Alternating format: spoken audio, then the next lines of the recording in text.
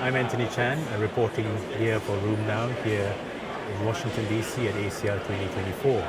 And in this ACR, we have seen there's a global reach to rheumatologists across the world. And on the first day, there was a global session looking at rheumatology in other countries. And one of the sessions, which was session 14010, was a global summit looking at rheumatology care across the world. And one of the places that really struck me was the rheumatology in Ukraine. And I just wanted to hear more about this. And I'm very happy that Professor Dhzhus from the University in Ukraine, Professor of Rheumatology, she also works in St. Michael Hospital, is able to join us here today. Welcome. Thank you, Antoni. I'm working in Bahamas National Medical University and in St. Michael Hospital. It's a rather big hospital. It's a multi-specialized hospital, and we have a big rheumatology department there. It's for 35 inpatient. So it's a big hospital, and major teaching hospital as well. Yeah. Mm-hmm. And so give us a bird's eye view from the sort of inside looking out, because obviously we have not been able to get there to see what's it like. What kind of patients do you see in your clinic?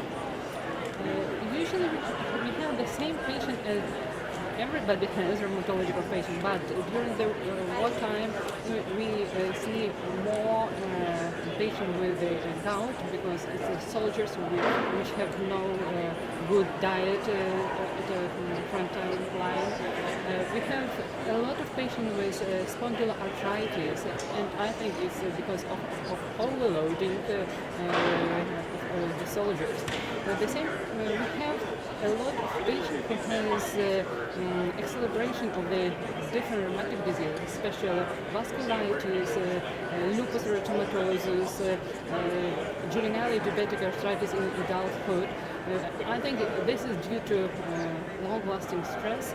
The acceleration of our disease exists in our patients, and they feel more pain than normally before the war starts. Mm-hmm. Yeah. So you have seen maybe a shift in the population that you probably were seeing before, and also some of it might be related to, as you say, due to the stress or the pain that they're experiencing.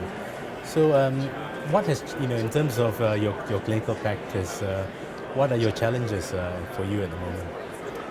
Nowadays we have a lot of problems. First of all, we have a lot of some medications.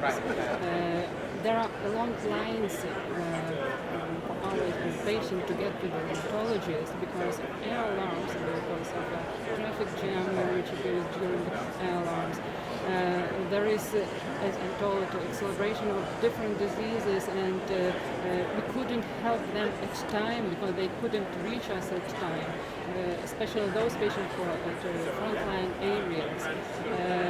A lot of patients move to other areas and they are looking for a new rheumatologist. So it's difficult for us, rheumatologists, and it's very difficult for our patients who are in need of specialized treatment. Yeah, so you're doing a challenging job in a challenging time for us. But that's been a really useful insight into us trying to understand, from the outside looking in, first-hand experience of what's it like to work there. So thank you very much for sharing with us today on first-hand information about working here in Ukraine and what's it like, and the change in the demographics and also the patients that they see. So I'm Antoni Chan reporting for Room Now here in Washington.